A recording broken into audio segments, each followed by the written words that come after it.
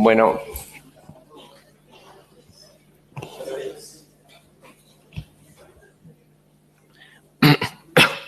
buenos días a todos. Bueno, vamos a empezar la actividad de formación permanente tomando como eje un trabajo notable, a mi gusto, de Racker sobre el masoquismo y la manía inconsciente del analista, ¿no? Esto es una ocasión especial porque realmente invitamos a dos personas que forman parte de la institución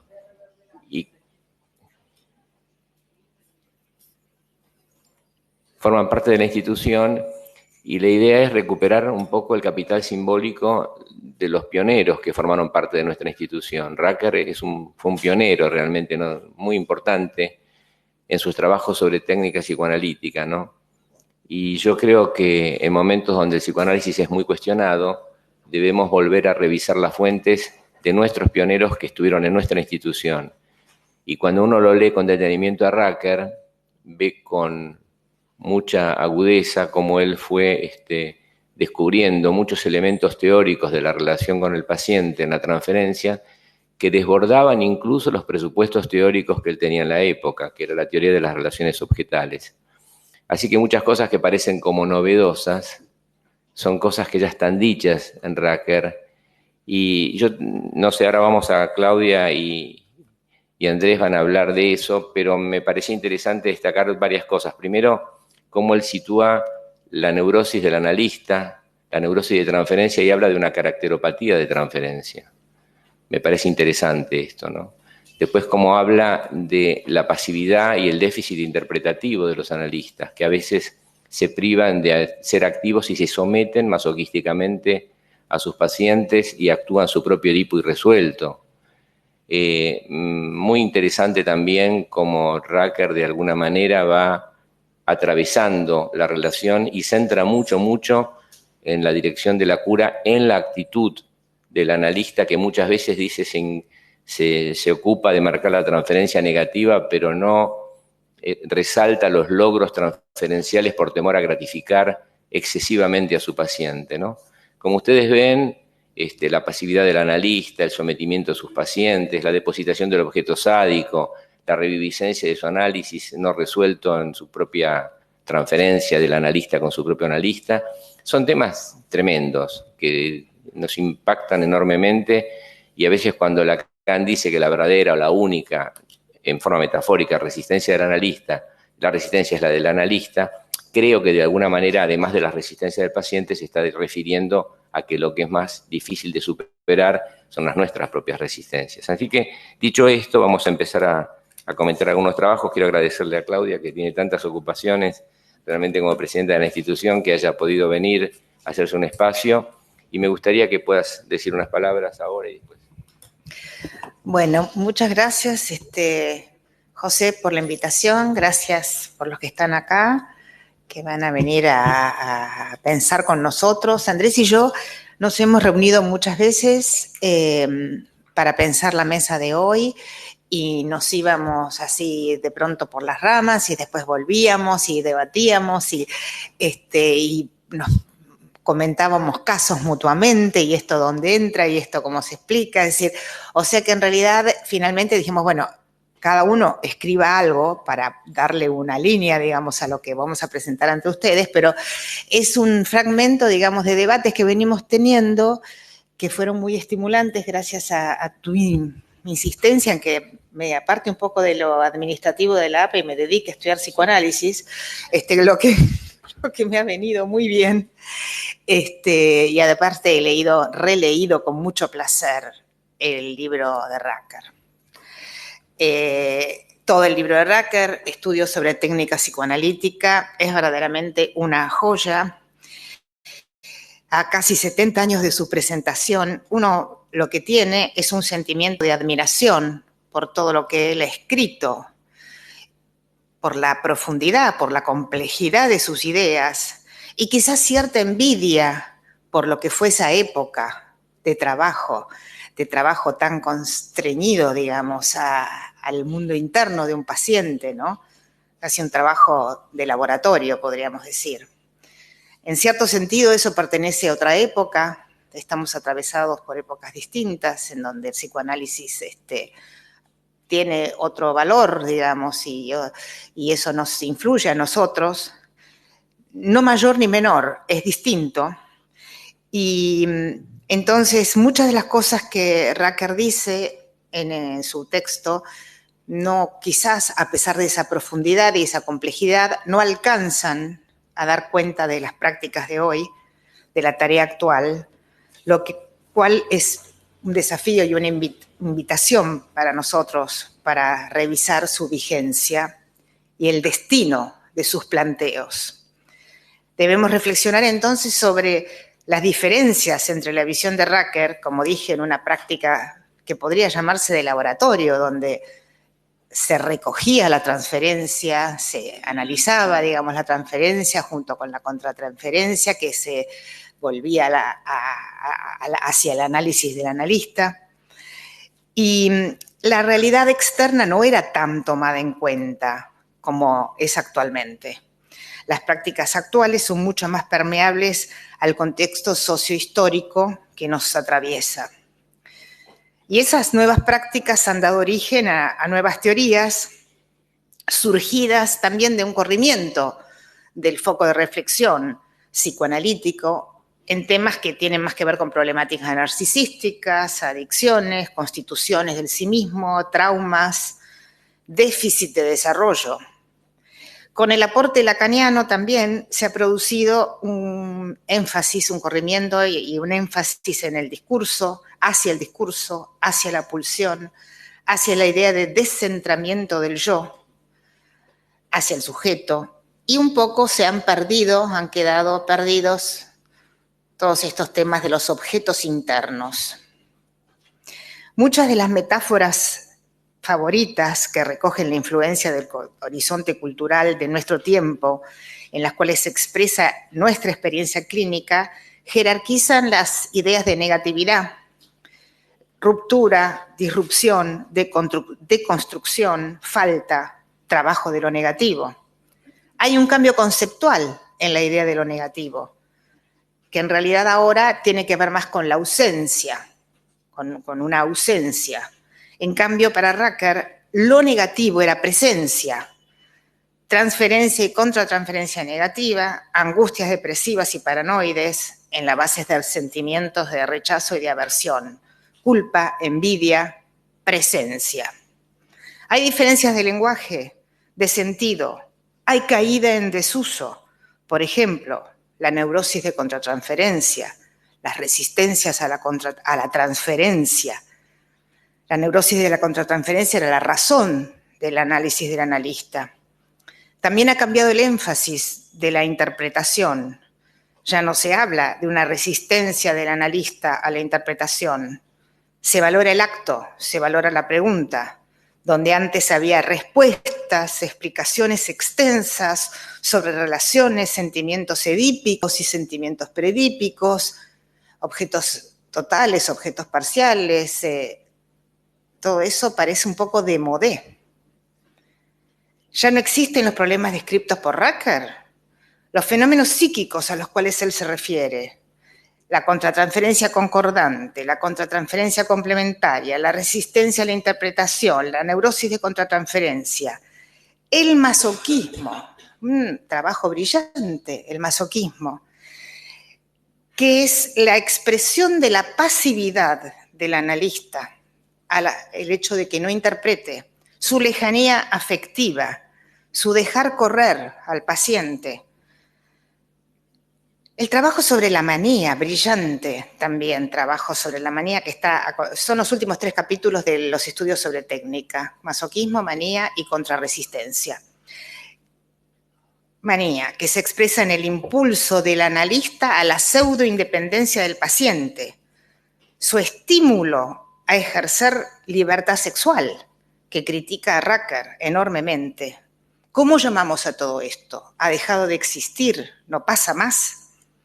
Por ejemplo, veamos la concepción de la interpretación y del proceso psicoanalítico, temas que introducen el trabajo de Racker sobre el masoquismo.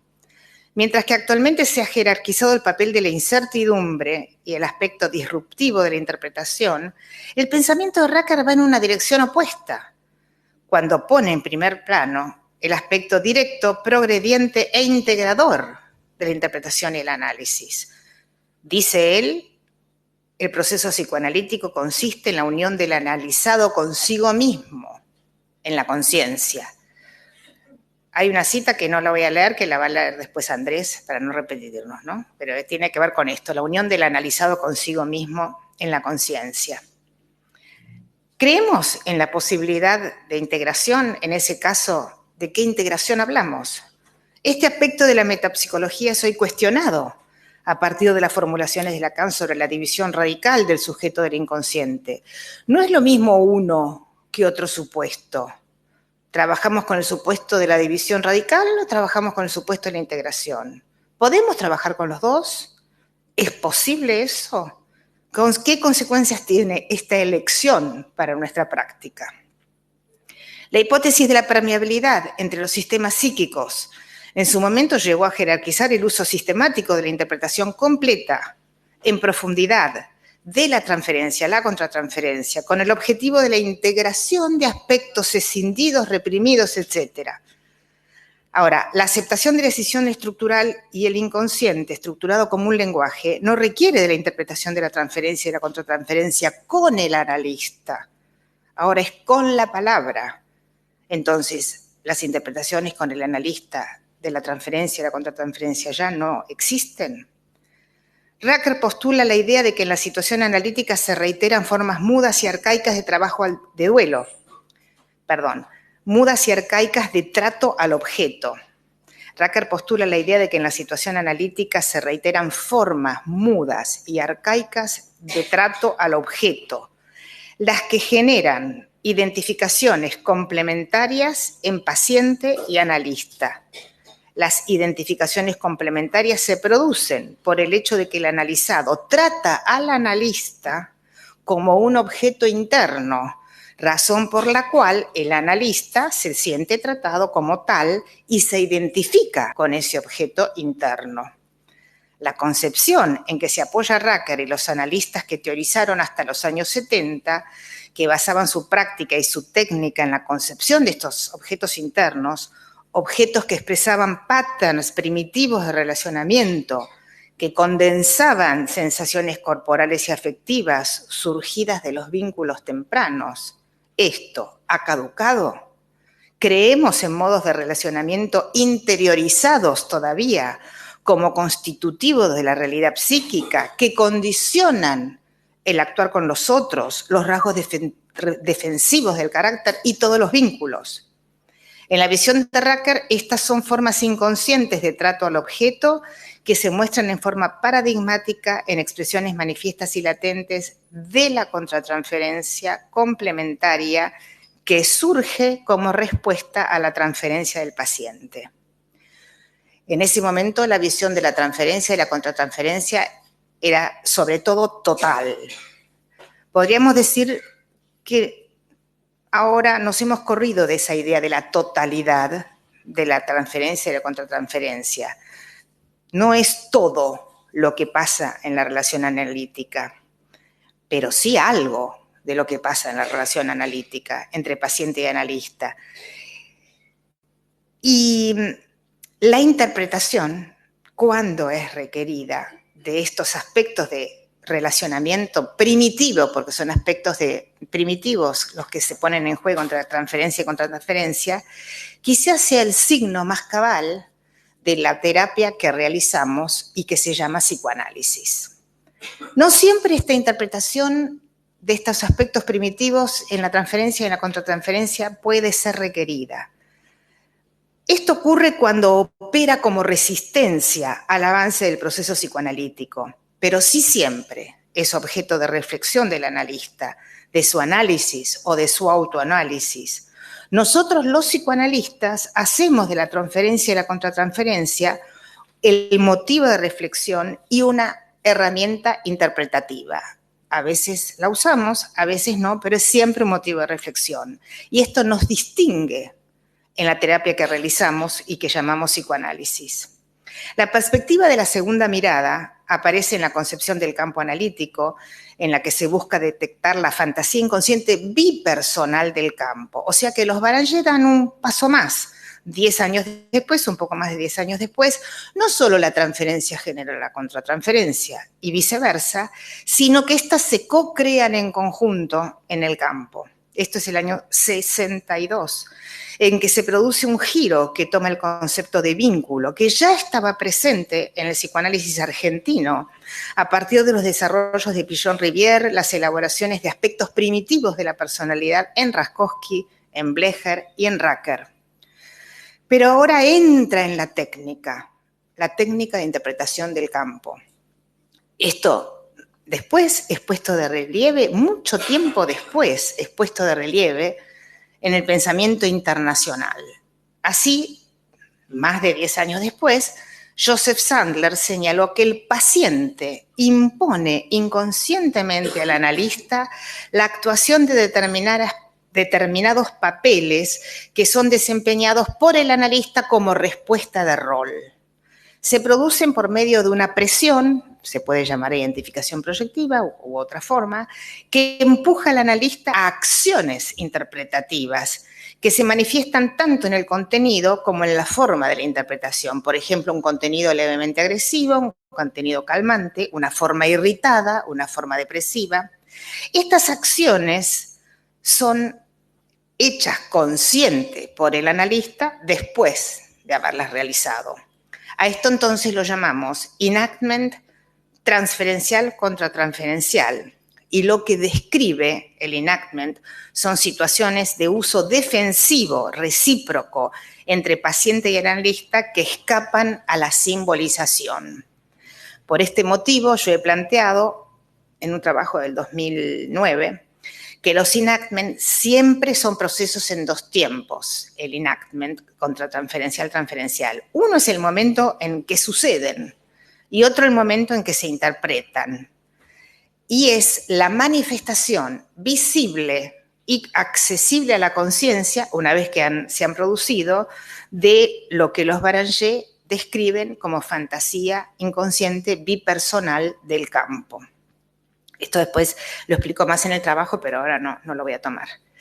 El hecho de que el analista se instala en el lugar y la significación que el paciente le adjudica en la transferencia, sin poder descifrar en sí mismo el sentido de estos enlaces inconscientes, puede llevarlo, dice Racker, a hundirse en la contratransferencia, lo cual producirá estancamientos en el tratamiento. Ya no hablamos más de esto, de hundirse en la contratransferencia, de neurosis de contratransferencia, lo que los Barangé definieron como baluarte. Es inconsciente desde ya. Para Racker, estos procesos se acentúan cuando existe una disposición caracterial masoquista en el analista, lo cual puede llevar al fracaso del análisis o quizás a una peor, a una actitud iatrogénica. No hablamos mucho de iatrogenia en el análisis, pero esto se da cuando el analista actúa su contratransferencia, tanto en forma masoquista como en forma maníaca.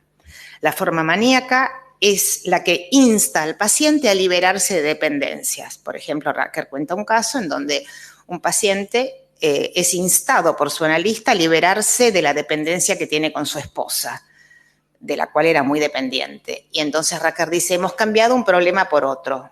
Ahora depende del analista. Está muy bien descrito en el artículo de la manía. Para Racker, la disposición masoquista del analista puede tener distintas explicaciones y derivaciones clínicas. Primero, la negación de los propios impulsos sádicos hacia las figuras edípicas. Permanentemente se está interpretando en ese momento, en esos casos, el complejo de Edipo. Hacia las figuras edípicas que son proyectadas en el paciente, del analista al paciente, con culpa, con necesidad de castigo concomitantes. La identificación del analista con el paciente en su aspecto hijo, que se revela ante sus padres, siendo el hijo el paciente al que hay que soportar estoicamente. Manifestaciones de masoquismo se pueden expresar en la permanencia exagerada de actitudes pasivas en el analista, manifestándose de diversas formas, como dejarlo hablar, en una actitud de sometimiento a las reglas analíticas o en soportar reacciones negativas maltrato del analizado al analista. Aquí hay una cita que no la voy a leer de Racker, pero una parte que dice que el masoquismo crea, por lo tanto, una especial disposición de angustia contratransferencial ante el masoquismo del analizado y también una disposición a sentirse perseguido por el analizado y ver en él transferencia negativa y agresión. El lacanismo aportó nuevos instrumentos para resguardar al analista de su disposición masoquista, proveniente de la posición pasiva de escucha e interpretación, sobre todo con esta idea del acto analítico que se expresa en el corte de sesión. Lo que a mi juicio es el ejercicio de la actividad no interpretativa que saca al analista de la posición masoquista y de tener que soportar la transferencia negativa. Pero, ¿por qué no lo llamamos una actuación de la contratransferencia? Los debates de la contratransferencia son debates cruciales, todavía siguen en pie. Hay una discusión espectacular en la revista de Psicoanálisis entre Vidloché y Miller del 2002, que fue muy comentado. En ese momento, Vidloché, presidente de la IPA, Miller de la APM. Eran sin duda los debates más importantes que hubo entre la IPA y Lacan, y el motivo de la expulsión de Lacan de la IPA. Ahora tendremos la próxima semana Lacan en IPA, en Abdeva, o sea que de alguna manera ha retornado en sus discípulos. Pero no se ha discutido el valor del uso de la técnica del corte de sesión. Lo han dejado de lado los analistas lacanianos actualmente, ya que ese fue el motivo de la expulsión de Lacan de la IPA. Hoy en día estamos más atentos a acompañar el sufrimiento narcisista de nuestros pacientes, pero el analista muchas veces queda ubicado contratransferencialmente en el lugar de compensar las fallas tempranas ocasionadas en vivencias traumáticas, sin poder incluir los impulsos hostiles del paciente. Analizamos poco la hostilidad, también venimos muy vacunados, ¿no?, con eso. Los aspectos hostiles, negativos, agresivos, quedan bastante omitidos en la interpretación de la transferencia actualmente. Lo dije hace poco en una mesa redonda de la revista, ahora se interpreta mucho menos la transferencia y se actúa mucho más la contratransferencia. Es algo que también ocurre en los análisis de baja frecuencia porque no hay mucha posibilidad de hacerlo. Pero la tendencia a desconocer los aspectos negativos del vínculo analítico y la correspondiente aparición de actitudes masoquistas frente al paciente está también determinada por las condiciones del trabajo analítico actuales, colocando al analista en una especie de situación de vulnerabilidad narcisista. Porque hoy el ejercicio de psicoanálisis representa para el analista un mayor riesgo narcisista, no solo debidas al trabajo intrínseco, sino las modificaciones ocurridas en el contexto sociocultural y la caída de la supremacía psicoanalítica como terapia. Se puede decir quizás que los temas planteados por Racker están incluidos en los desarrollos posteriores y en el trabajo cotidiano de los analistas. Sin embargo, no siempre es así, ya que en el desarrollo del pensamiento psicoanalítico hay polaridades, como algunas ya mencioné, que tienden a excluirse unas a otras. Por cuestiones de época, dejamos de lado el estudio de temas, de lenguajes, de ideas desarrollados anteriormente, sin tener en cuenta que los problemas y los hechos a los cuales ellos aluden podrían seguir siendo presentes. Por eso es importante poder realizar una investigación clínica y teórica del psicoanálisis con un movimiento retroactivo que implique la discusión y la comparación de perspectivas actuales con desarrollos anteriores, de manera de no dejar de lado aspectos relevantes del pensamiento psicoanalítico, como en el caso del pensamiento de Enrique Racker. Muchas gracias. Bueno, la verdad que me generó mucho placer escucharla a Claudia porque realmente hizo una lectura crítica de Racker. Hizo una lectura crítica de Racker y propone una lectura retroactiva de los pioneros del psicoanálisis. A mí me parece que es muy importante inscribir la práctica teórica y clínica de los analistas en el horizonte histórico de cada tiempo, obviamente. Pero eso no se puede hacer sin leer y sin leer críticamente y aún psicoanalíticamente a los pioneros. Este es el defecto, digamos, realmente de muchas corrientes de pensamiento que son hegemónicas y que desconocen los aportes genuinos que hicieron otras corrientes. Entonces, es muy importante lo que vos dijiste al final. Debemos hacer una genealogía del pensamiento psicoanalítico a través de una lectura crítica y ver cómo hubo un movimiento de pendulación entre la teoría psicoanalítica en el momento de auge del kleinismo, que es donde escribe Racker, y el momento de auge del lacanismo y los post-freudianos, que también cayeron en otros excesos que desconocieron los primeros. Ese efecto de diferencia es lo que nosotros tenemos que hacer. Así que te agradezco enormemente, la verdad que revitaliza volver a leer a los pioneros desde una lectura crítica, no desde una lectura obsecuente ni de sumisión. Y esa es la lectura de un verdadero psicoanalista. Así que muchas gracias, Claudia. Vamos a darle la palabra a Andrés, estaba hablando con él antes, él es un testigo directo de los hechos que vamos a ver ahora. No por la edad, no, para es nada, un testigo directo no. por su experiencia de vida y realmente también me complace, igual que Claudia, que estemos trabajando en nuestra institución aportes de los analistas que formaron nuestra institución y no ir a buscar afuera, digamos, lo que ya tenemos adentro, ¿no? Que tenemos en nuestro propio capital simbólico. Andrés.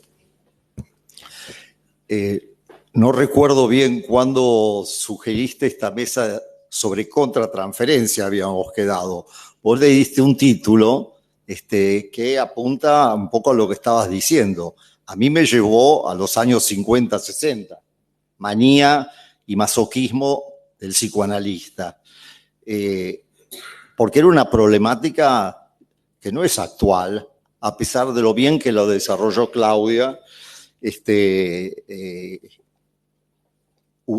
útil para nuestra comprensión actual también de los fenómenos.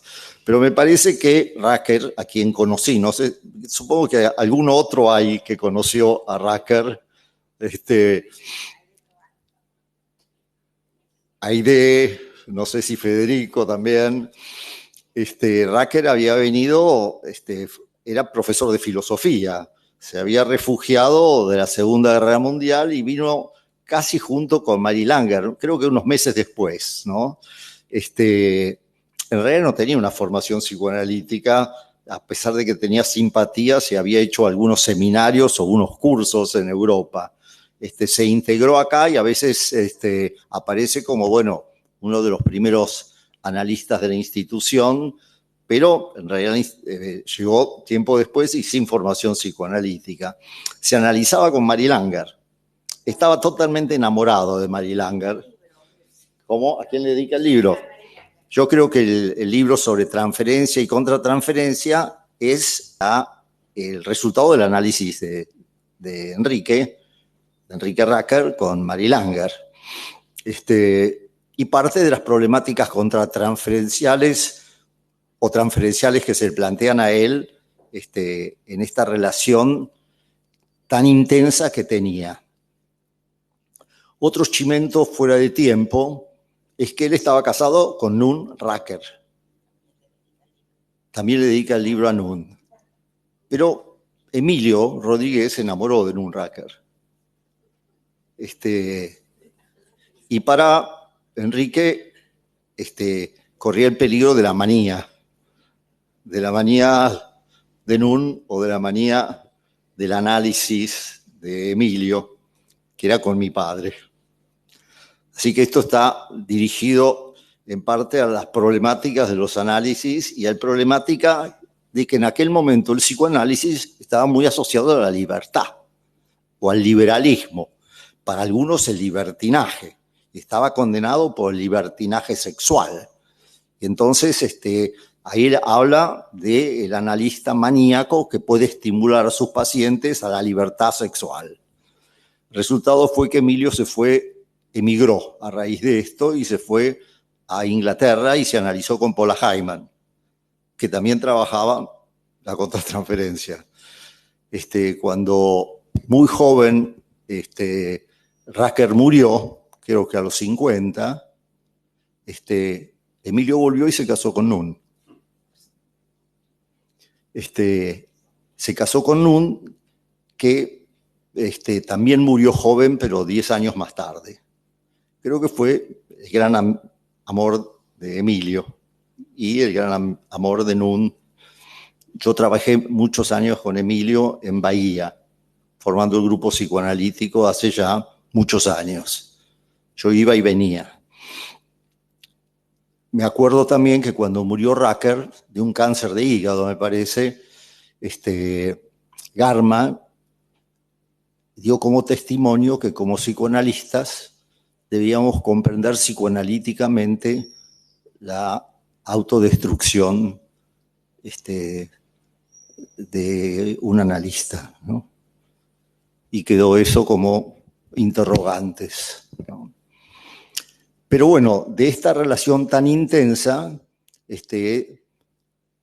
Racker fue desarrollando el concepto de contratransferencia que hasta ese momento ni Paula Hyman lo había descrito de la manera que la describió Racker, pero por supuesto que fue Freud quien se planteó que ningún analista puede ir mucho más allá, ni un centímetro más allá de lo que sus conflictos personales le permiten, y que en ese sentido es necesario el análisis de todo analista, que en ese momento muchos de ellos simpatizaban, escuchaban algunas clases y hacían algunas sesiones. Y Freud se dio cuenta que para la formación, y después lo tomaron quienes construyeron la IPA, era necesario un análisis profundo de muchos años. Y esto sí se tomó en nuestra institución o en el movimiento psicoanalítico argentino, y la gente se analizó intensamente 4 veces por semana durante muchos años, y muchos de nosotros nos hemos analizado a lo largo de toda la vida.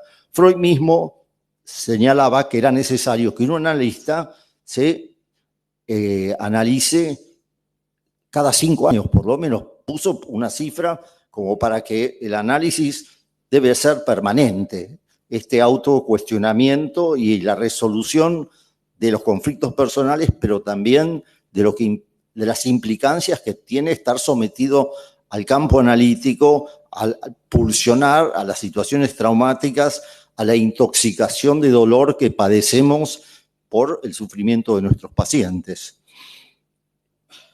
En ese sentido, bueno, el concepto de contratransferencia tenía varias implicancias, y en ese sentido me pareció muy interesante lo que señala Racker. El proceso analítico consiste en la unión del analizado consigo mismo en la conciencia, una cierta generalidad, pero todo objeto es psicológicamente una parte proyectada del yo. No estoy de acuerdo. Y desde esta perspectiva se señalaba: transferencia y contratransferencia representan 2 componentes de una unidad, donde se dan vida mutuamente y creando la relación interpersonal de la situación analítica.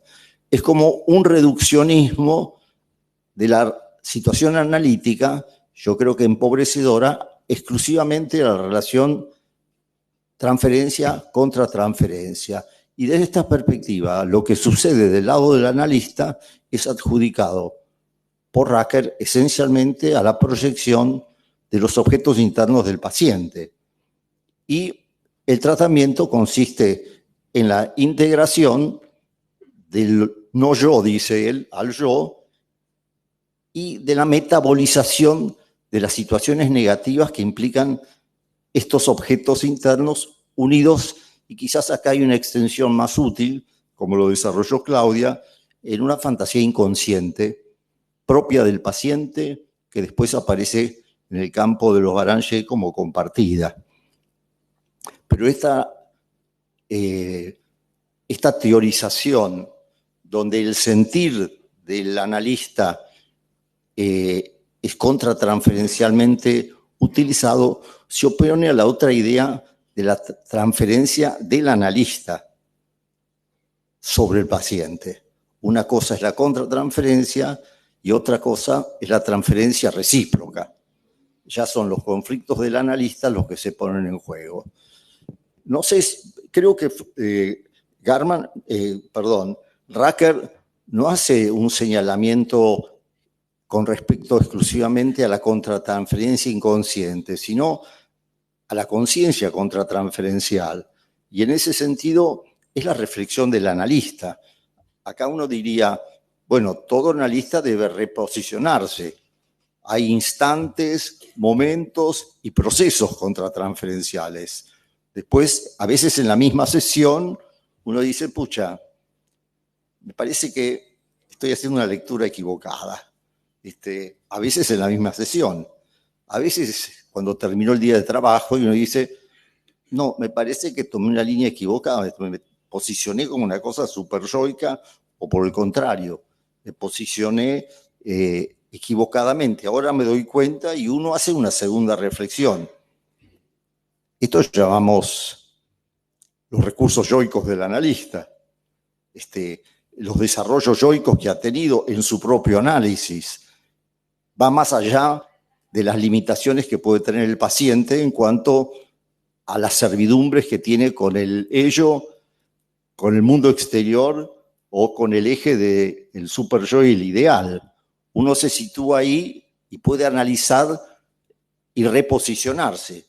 Pero bueno, ya está también en el mundo exterior, en la realidad externa, interrogando la realidad que trae el paciente, sus vínculos con los objetos, interrogando el superyo y los ideales del paciente, cuestionándolo, y también la problemática pulsional.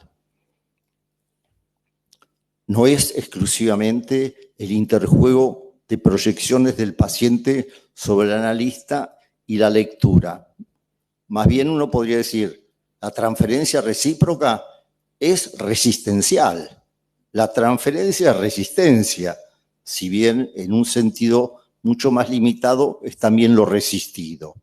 Uno analiza la transferencia para poder levantar la represión, poder ampliar las asociaciones libres y poder que el paciente haga un despliegue mayor y sostener la asociación libre. Y el interjuego zigzagueante de momentos históricos actuales desde la interpretación a un intento de construcción edípica del narcisismo, de la historia infantil, zigzagueante con momentos regresivos y con momentos integrativos y con el apre-Q que resignifican la historia, pero no es exclusivamente el interjuego de objetos internos metabolizados en la relación analítica. Yo tomaría la contratransferencia como resistencia, esencialmente. Es decir, después voy y pienso, ¿qué me pasó? Tuve un paciente con un empresario importante, muy entusiasta, con un negocio que parecía extraordinario. Bueno, yo iba analizando, este paciente me trajo un libro que se llamaba El hipomaníaco y su creatividad, porque él se consideraba un hipomaníaco, pero creía que estaba en el momento de creatividad, estaba realmente haciendo un desarrollo intensísimo. Yo me quedé un poco fascinado, me doy cuenta en la sesión, a pesar de que siempre está este tema desde la primera sesión que él tuvo, de las primeras sesiones, en el cual yo tuve una reflexión. Me parecía el personaje de esa película, no sé si ustedes recuerdan, Costa Mosquito, de Harrison Ford, que es un tipo que vive en Nueva York o vive en Estados Unidos y decide llevar a toda su familia al Amazonas para hacer una creación de una empresa con los indios. Bueno, y termina, por supuesto, en un fracaso espantoso, yendo en una balsa por el Amazonas, y él muere. Y cuando él me trajo este libro en un comienzo, pensé en que era un personaje peligroso y maníaco. Entonces siempre está presente el Costa Mosquito. Estamos en Costa Mosquito, ¿no? Pero esta vez, con el entusiasmo y el negocio de los pocos que hay actuales, que parecía tan extraordinario, yo me quedé un poco fascinado. Esa noche no podía dormir. Dije, pucha, me equivoqué. No analicé suficientemente este aspecto maníaco, no lo interrogué, pero me quedé preocupado. Me quedé preocupado por el paciente que ya había hecho su incursión. Y en 10 días no volvía. Bueno, esta segunda reflexión sobre mi contratransferencia. Me identifiqué maníacamente con el paciente. No puse coto, interrogué, pero no fue suficiente. A pesar de que, bueno, este es el eje en gran parte de su análisis, uno de ellos, ¿no? El paciente volvió y volvió entusiasmadísimo, de todos modos, ¿no? Volvió entusiasmadísimo del negocio que está haciendo. Pero bueno, esta era la segunda reflexión, es decir, hacemos una segunda lectura constantemente, pero tomaría permanentemente, creo que lo valioso es considerar que debemos sostener nuestros análisis. Ahora, claro, eran 3 o 4 sesiones por semana en aquel entonces y teníamos capacidad para analizar las angustias básicas, la neurosis infantil. 1 o 2 veces por semana creo que nos limita mucho. El pluralismo nos ha ayudado mucho a cuestionarnos la noción de contratransferencia, a pensar en el deseo del analista, en el deseo de analizar, en la sublimación de la investigación sexual infantil, en este conocimiento y en este entusiasmo que nos produce a este mismo paciente y su investigación, que creo que, bueno, es parte del deseo del analista de analizar. El pluralismo nos cuestiona, nos interroga y nos ha permitido, bueno, que el movimiento psicoanalítico nuestro avance de una forma extraordinaria. Pero está también la realidad social.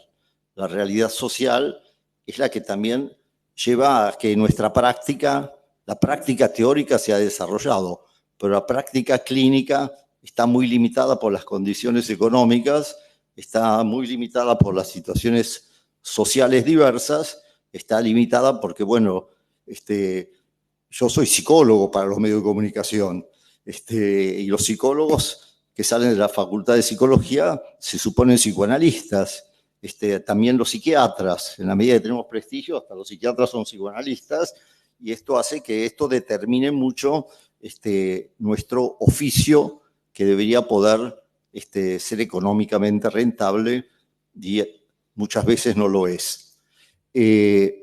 Abstinencia, es difícil cuando la contratransferencia está muy comprometida, poder sostener la abstinencia ideológica, la abstinencia pulsional, la neutralidad, esa forma de kenosis de los religiosos que se desprenden de sí mismos. Creo que es el posicionamiento analítico necesario, no siempre es suficiente, especialmente cuando algo de esto toca nuestra vulnerabilidad pulsional o ideológica. En una época, pensando en la neutralidad posible, creo que hoy había una reunión con respecto a la neutralidad posible del analista. Yo recuerdo una época que trabajaba en las épocas difíciles de la situación política, tenía como paciente al hijo del comisario general, en la época de los militares. Tenía un conflicto importantísimo con su papá. La situación política quedaba fuera del análisis. Salía y entraba uno de los muchachos de la ERP, que tenía un conflicto muy importante con su papá. Es decir, que yo, por más que uno era hijo de militares represivos y el otro estaba en la subversión, los dos se podían analizar y yo lograba mantener mi contratransferencia a salvo. Bueno, hasta aquí. Muchas gracias. ¿Alguien quiere hacer alguna pregunta, intervención?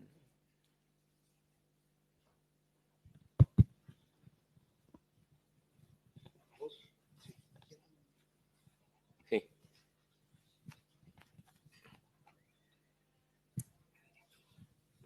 Muchas gracias. Y muchas gracias por las ponencias de ambos, que fueron muy interesantes y que despiertan variadas reflexiones. Nosotros decimos que el análisis cambia, los pacientes cambian con el análisis. Si tienen suerte, y si tenemos suerte, el cambio llega a ser un cambio estructural. Ahora, nos preguntamos nosotros, y creo que nos toca, preguntarnos por qué cambiamos nosotros.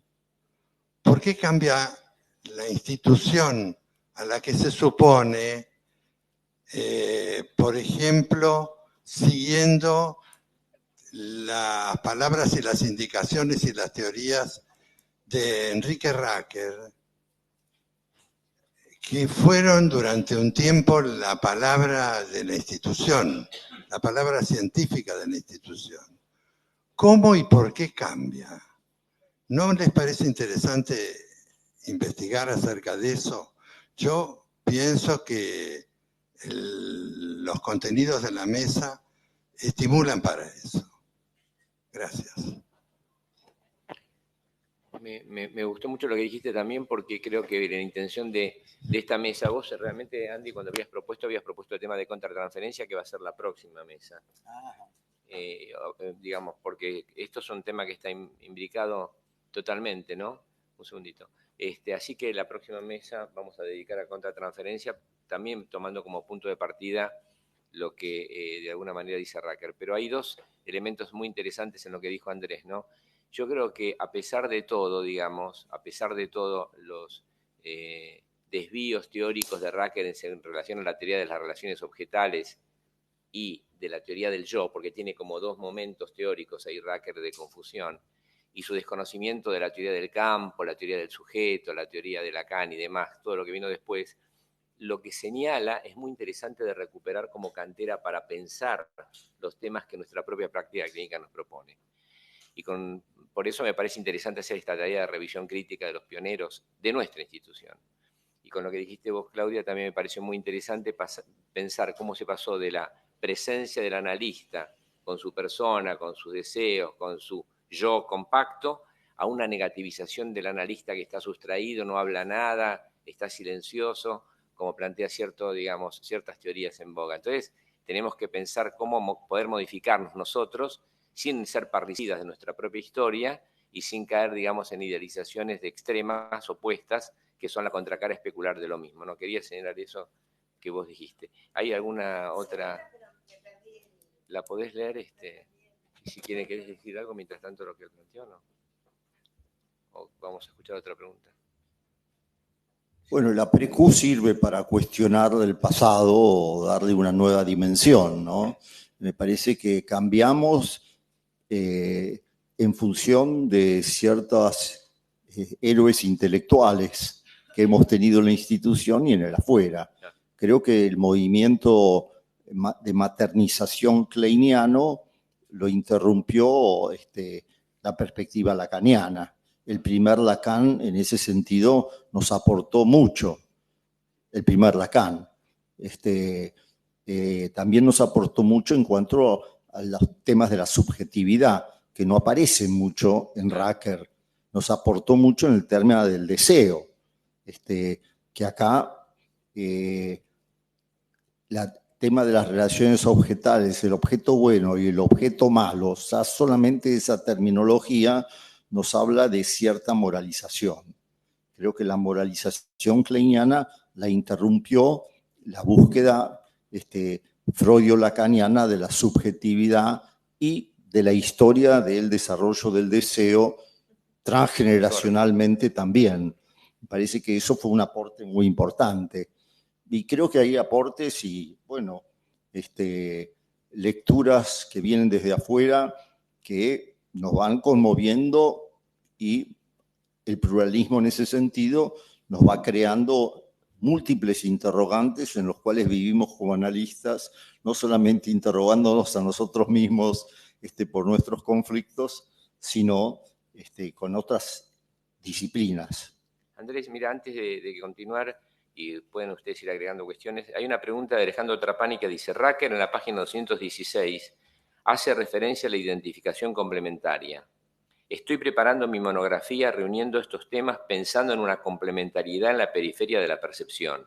en la periferia de la escucha y pienso en la importancia que pudo haber tenido en Racker el ser musical, la importancia de la formación también en campos que exceden la estricta especialidad psicoanalítica. Es interesante lo que pregunta, ¿no? Lo que comenta. Sí, es interesante porque, digamos, ¿qué nos queda del asunto de la contratransferencia? Que en realidad, ¿qué rescatamos de eso, no? Es decir, decimos, bueno, ¿qué lugar le damos, por así decirlo? Evidentemente, Racker le daba un lugar central y hizo un desarrollo único en la historia del psicoanálisis respecto de los detalles y la complejidad de la contratransferencia. Cuando uno lo lee, realmente despierta admiración. ¿Por qué cambia uno respecto de eso? Uno cambia porque se hace mayor, porque cambia por las experiencias que tiene, por lo que le toca vivir, por el cambio histórico. Nosotros cambiamos porque ha cambiado nuestra práctica, estuvimos obligados a cambiar, porque si quisiéramos ahora mantener la práctica, a mí me gustaría mantener la práctica que tuvo Racker, pero no la tengo. Pero no la tengo porque no es porque no quiero, sino porque no existe. Entonces nos hemos visto obligados a cambiar las ideas que sustentan nuestra práctica, que nos apoyan, que nos iluminan, que nos ayudan, porque las ideas de Racker no resultan suficientes por más completas que fueran, ¿no? Entonces lo que queda fuera, es decir, insólitamente, digamos, en una práctica en donde la realidad externa entra de una manera muy brutal en los consultorios. Eso no pasaba. No pasaba. Y eso ha sido, si un señor llegaba tarde porque el taxi se quedó en un piquete, vos no le podés decir que no quiere venir porque, es decir, es absolutamente absurdo, digamos, si cortaron la Panamericana, si cortaron el ramal Pilar, no podés decir que hay una cuestión transferencial en su llegada tarde. Entonces, eso nos ha obligado a decir hay cosas que no son transferencia contra transferencia y que se llaman realidad externa, que están muy, pero muy presentes en nuestra práctica actual. Ahora, esta otra cuestión, que tiene que ver un poco también con la pregunta de Trapani, ¿no? En donde hay un núcleo que se mantiene, que tiene que ver con aspectos proyectados, primitivos, que de la constitución del sujeto y que se proyectan en el analista y que no son verbales, que son musicales, que son de sentimientos, que son periféricos, son corporales. Hay algo de esto todavía en nuestras prácticas y entonces, ¿qué lugar le damos? Yo por eso digo, para mí, la conceptualización del enactment es una conceptualización actual de teoría de la técnica que para mi gusto ayuda porque ilumina esa parte, que es una parte. Después toda la otra, la que ¿qué hago? Bueno, tendrá razón el paciente hipomaníaco, a lo mejor está haciendo un negocio espectacular, se va a llenar de plata y uno... Y está mucho más avanzado que uno en esa idea y uno, ¿qué tiene que hacer respecto de eso más que, qué puede hacer? Decirle, ojo, atención, en fin, ¿cómo sería, no? Y en ese sentido, uno, ¿quién es? La madre del paciente, la esposa del paciente, que le dice, atención, ¿viste? Con el negocio que vas a hacer. Ahí es donde yo creo que entra también la reflexión de la contratransferencia, ¿no? Bueno, creo que también tenemos que tener en cuenta que hacer 3 o 4 sesiones trabajando sobre la transferencia contra transferencia casi exclusivamente genera un fenómeno regresivo muy importante en esa diada. Está centrado en una diada intersubjetiva, digamos, que genera un fenómeno regresivo que nos lleva a trabajar de otra manera. Obviamente en una sesión o 2 sesiones semanales eso no sucede, pero parte del desarrollo también es que en aquel momento salir de la relación transferencia contra transferencia y la relación objetal implicaba una actuación. Era criticado como una actuación. Uno no podía o no debía tomar los objetos externos del paciente y hacer algún tipo de afirmación sobre quién era el marido, quién era la esposa, quién era la novia, cómo era muy difícil. Uno trabaja exclusivamente dentro del mundo interno del paciente. Quiero hacer una... como soy tan histórico, soy compañero de colegio primario de la hermana de Alejandro Trapani, que nos pidió esta pregunta,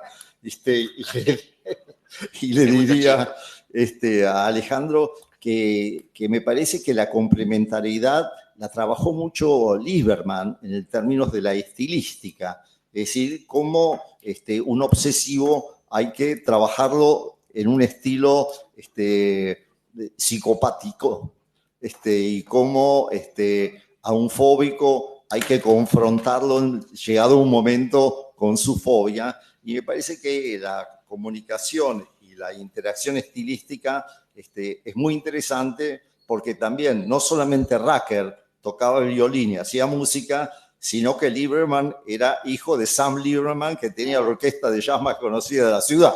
Es decir, que ambos han trabajado la complementariedad y el enriquecimiento musical. ¿Querés hacer una pregunta? ¿Cuál es tu nombre? No, quería decir dos cosas interesantes que me van surgiendo a partir de la intervención de Claudia ahí. Primero, te quería decir que realmente la teoría avanza, tiene su devenir interno propio también. La teoría sabemos más, podemos pensar mejor, podemos incorporar otros campos del saber, y eso permite que los desarrollos teóricos vayan generando su propia práctica, digamos. Creo que hay como un crecimiento en el conocimiento que a veces nos exonera de tantas atajos y recovecos y búsquedas, porque tenemos resuelto temas teóricos que son el núcleo fuerte de la teoría. Pero me parece que hay que centrar muy fuerte y no desconocer que uno de los elementos fundamentales del sometimiento de los analistas masoquísticamente a los pacientes es el tema económico, ¿no? Yo creo que no hay que dejar en ese sentido, hay que decirlo claramente, ¿no? Muchos análisis se prolongan indebidamente, yo creo por la necesidad de sostener el tratamiento en términos económicos para el analista, ¿no? Es un tema que me parece que es una realidad muy fuerte que no podemos soslayar. Y por otro lado, es cierto, el concepto de enactment o de acto analítico en Lacan también hay que recuperarlo, ¿no? No alcanza solamente con el discurso, también tenemos que tener prácticas conducentes que permitan resituar la cura. ¿Querés hacer la pregunta? Sí, mi nombre es Beatriz Mónaco. Sí. Bueno, quería agradecerles a los expositores por sus ponencias, recordando, digamos, los aportes de este pionero que fue Racker, y en ese sentido es muy estimulante para rever esos aportes. Pero pensaba también en función de los cambios, el tema que se tocó acerca de los cambios. Me preguntaba con qué tienen que ver estos cambios. En parte diría que tiene que ver con una realidad, con la realidad actual. Digamos, no podemos seguir trabajando de la misma manera con los pacientes.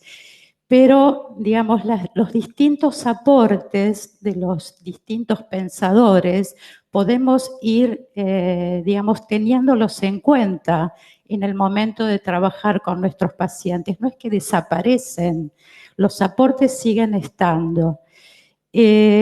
Porque, digamos, en la práctica encontramos un poco de cada cosa, de esto que nos han aportado los distintos pioneros.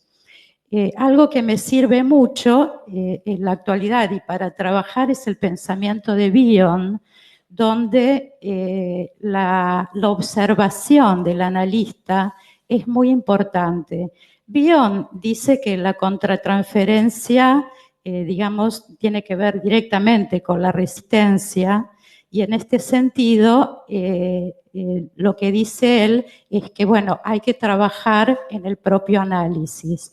Pero no podemos evitar la resistencia, no podemos evitar la contratransferencia, pero sí poder después trabajar con esto. Digamos, es un elemento muy útil para el trabajo. Y la observación tiene que ver con el trabajo consciente. Pienso que los analistas estamos más conscientes e integrando los distintos pensamientos y las distintas teorías. Gracias. Perdón, Federico Verasturi. Acá está. Pertenezco a una época en donde Racker era algo que uno no podía dejar de leer. Es decir, era un texto prácticamente indispensable. Después uno podía estar de acuerdo o no si tenía la capacidad de cuestionarlo. En ese sentido, creo que lo que dijo Andy fue muy importante. Algo de lo freudo-lacaniano le puso un tope. Y hay una frase de Lacan que dice que el analista la posición del analista opera más por su no ser que por su ser. Entonces, prácticamente lo que aborda es el conflicto que en el paciente existe con respecto a sí mismo. Lo ego distónico y lo ego sintónico. Por eso me pareció importante el caso clínico que traía sobre el hijo del soldado, del militar y el hijo del militante de izquierda. Pero vuelvo a repetir, dar un paso de una teoría a otra es muy difícil, pero es muy bueno porque haber estado tanto tiempo en la otra permite conocer más, es decir, todo lo bueno que puede tener eso que formó parte de la historia de nuestro psicoanálisis. Gracias. Federico. Hilda.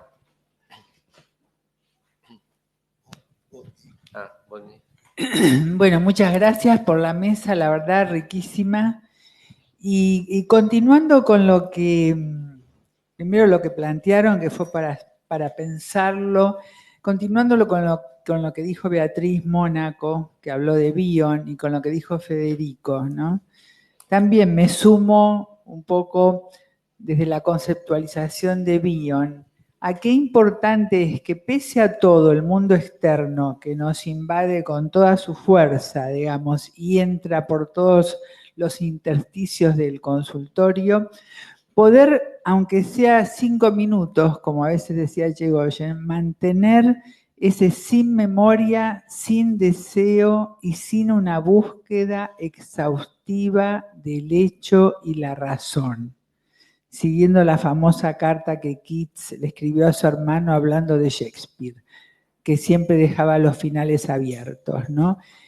Y en ese sentido me sumo a que ese estado es una forma de entrenar la intuición del analista, porque Bion decía que la intuición era como, había que cuidarla y desarrollarla, y sobre todo cuidarla como los cirujanos de ojos cuidaban sus manos, entrenarla permanentemente. Y también tomando lo que dice Federico y todo lo que ustedes trajeron, saber todas las teorías, estudiar, conocerlas y después hacer, como decía Bion, en el momento del encuentro con el paciente, el esfuerzo del olvido.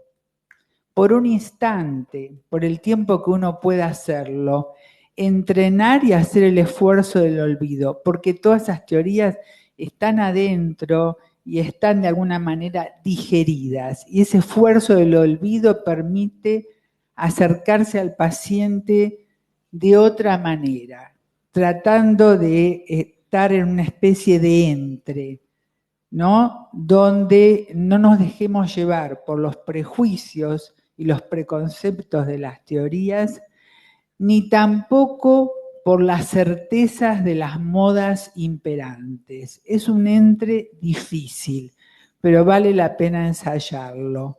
Así que realmente les agradezco muchísimo esta mesa. Gracias, Hilda. ¿El doctor Botny?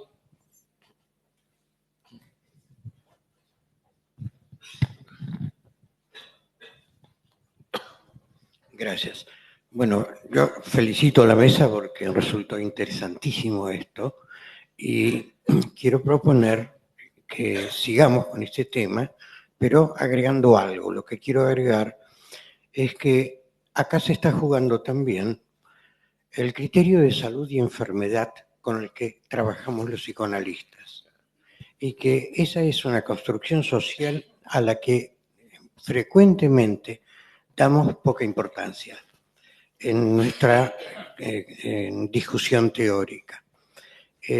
Y lo otro que considero relacionado con esto es que tenemos que tratar de diferenciar más la relación con el otro como semejante o como doble, en algo que hemos trabajado mucho en esto de la construcción de una sucesión generacional.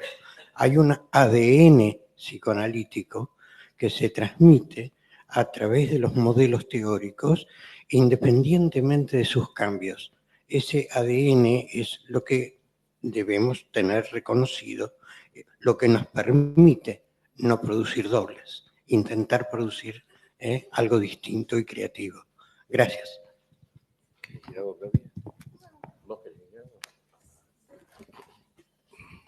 Bueno, primero que obviamente también el mundo exterior, la realidad que se va transformando, nos lleva a enfatizar ciertas teorizaciones que otras. Es decir, la sexualidad ha cambiado mucho, la represión sobre la sexualidad, a la cual se refería Racker en la manía del analista, el problema se ha modificado mucho porque no tiene el nivel de represión que había en aquella época. Quizás se nos presentan muchos pacientes, me parece que con temas de represión sexual, con heridas narcisísticas importantes y con problemas de identidad hoy en día. Tengo esa impresión, en parte. También pienso que uno hace también una revisión sobre las contratransferencias de los analistas que uno tuvo. Yo tengo la impresión de que algunos errores importantes de mis analistas fueron distorsiones muy significativas que me afectaron mucho. No incomprensión, sino posicionamientos contratransferenciales que limitaron mucho el análisis o tuvieron efectos muy negativos sobre mí. A veces comenté que tuve analistas varones y tuve la impresión que toleraban mucho menos el dolor, que tendían a salir un poco airosamente siempre de la sesión y no se podía profundizar mucho en el dolor mío de situaciones traumáticas, y que las mujeres que tuve como analistas tuve la impresión que toleraban mucho mayor, de una forma mayor, quizás por la tolerancia a la castración, explayarse, conducirme o poder analizar más las situaciones traumáticas, las carencias. Pero también observé que las mujeres tenían una actitud mucho más moralizante que los hombres. Una analista muy conocida me dijo, cuando yo estaba separado y empecé a salir con distintas mujeres, llegué a una chica que conocía hacía mucho tiempo, que había empezado a salir, y me dijo, ¿esta es otra de las putitas con que vos salís? Y después me dijo, cada vez que salís con otra chica, estás asesinando a tu familia. Yo mi familia ya la había creado y la tenía. Es decir, posiciones... Un asesino serial. Era un asesino serial. Posiciones contratransferenciales que perturbaban. Era más fácil lo traumático que lo sexual. Pero me parece que esto tiene que ver con la feminidad y la masculinidad. Racker dice algo de que el analista debe sacar su parte femenina y su parte masculina en el trabajo con él. Viste que hay una parte que lo dice, ¿no? Sí, sí. Pero, no sé, para ir cerrando, quería decir dos reflexiones de la mesa. 3 cosas. Primero, que me dan la convicción de que hay que estudiar a los pioneros, que hay que conocer todas las teorías, que no se puede desconocer la teoría. Como dijiste vos, Federico, ¿no? No se puede adherir a una teoría sin conocer las otras, porque se cae en una especie de fanatismo, de ultrismo, de lo que yo llamo pluralismo dogmático, ¿no? Es un pluralismo de dogmas. Por eso vos también dijiste, Hilda, que hay que conocer todas las teorías, ¿no? Y después uno en su subjetividad construye su propio estilo. Eso me pareció fundamental. En segundo lugar, la vez que viene, me gustaría, la mesa que tenemos el mes que viene, no sé si podés participar sobre contratransferencia, me gustaría que continuemos con este tema. Pero, no, porque fue muy sincero. Sí, ahora lo decís. Fue muy sincero, Andrés, con respecto a cómo uno paga los costos del equivocado posicionamiento transferencial del analista, porque lo que vos insististe mucho es desde qué posición uno interpreta, si desde la moralidad, desde el superyo, desde la contraidentificación. Eso me parece fundamental. A mí me parece que es mucho más importante que lo que se dice, el enunciado discursivo, digamos, que es menos importante que la enunciación del lugar de dónde se dice. ¿Para qué se dice? Respecto a lo que vos decís, la verdad que es muy difícil hablar de los propios análisis, que son evidentemente los que marcan fundamentalmente el ser analista de cada uno. Yo creo que todos nosotros somos mucho mejores que nuestros analistas, pero es una idea que yo tengo. Es decir, es una idea que yo tengo, porque hemos aprendido de los errores que ellos han cometido con nosotros. Y todos son errores contratransferenciales. Sin embargo, si uno le pregunta y uno piensa, ¿qué recuerda uno, aparte de esas cosas malas, del análisis que tuvo? Recuerda también momentos amorosos, en donde el analista dijo algo, bueno, espere, si quiere me llama, o lo llamó por teléfono para decirle, mire, me quedé... quisiera que usted venga a la próxima sesión, o darle, decir, cosas que no están dentro completamente de la línea interpretativa. O sea que todas esas salidas contratransferenciales negativas y positivas son en cierto sentido las que más quedan, ¿no?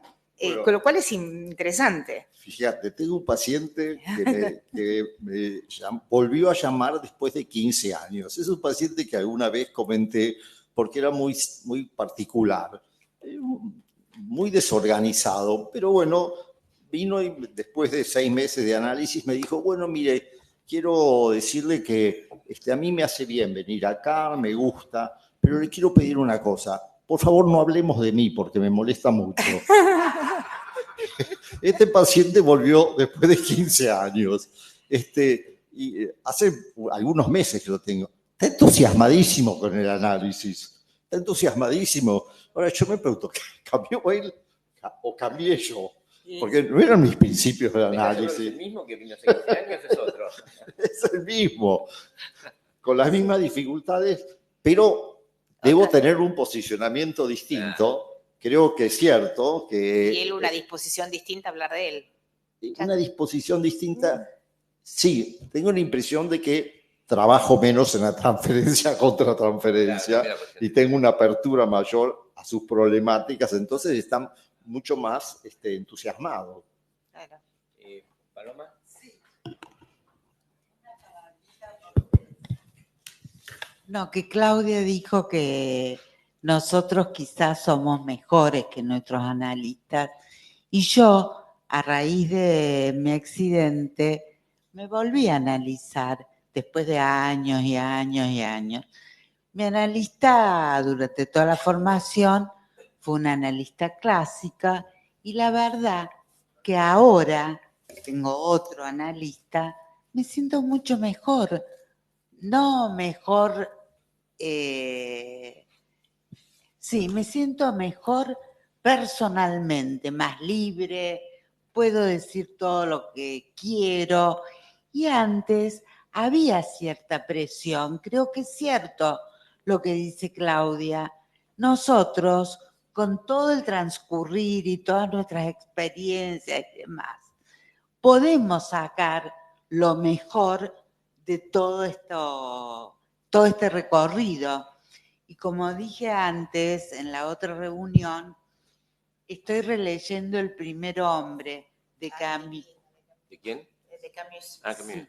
Entonces yo creo que es un ejemplo de cómo, de las peores condiciones, madre analfabeta, padre emigrante, la abuela, cuando él salía a jugar, lo castigaba corporalmente porque gastaba la suela de los zapatos.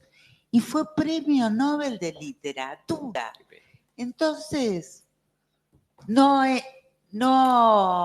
podemos dejar de sacar las mejores condiciones de todo el trabajo analítico que tenemos, personal y de analistas. Muchísimas gracias por la mesa.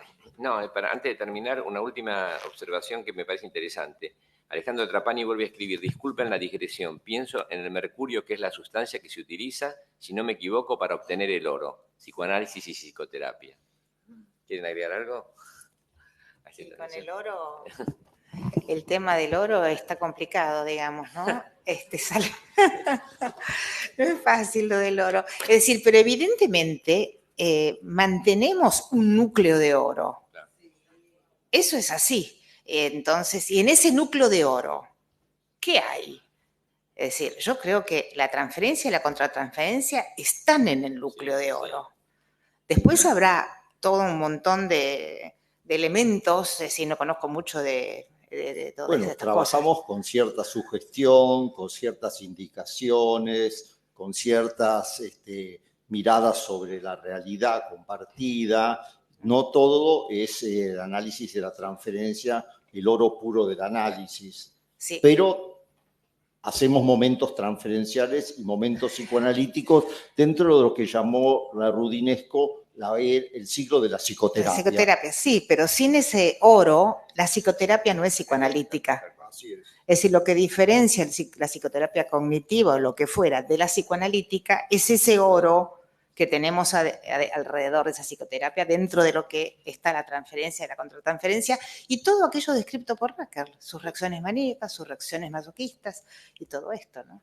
Lo que dijiste, Claudia, me parece, muy importante, porque yo rescato en lo personal, después de leer este artículo, a pesar de tener una posición teórica diversa a la de la teoría de las relaciones objetales que sostiene Racker, y pensar desde otro lugar, pero yo rescato el núcleo duro de su pasión por el psicoanálisis, por ver los fenómenos. A mí me alegra, porque dijiste vos también, en esas contratransferencias, yo también me analicé con un analista que se había analizado afiliadamente con Mary Langer.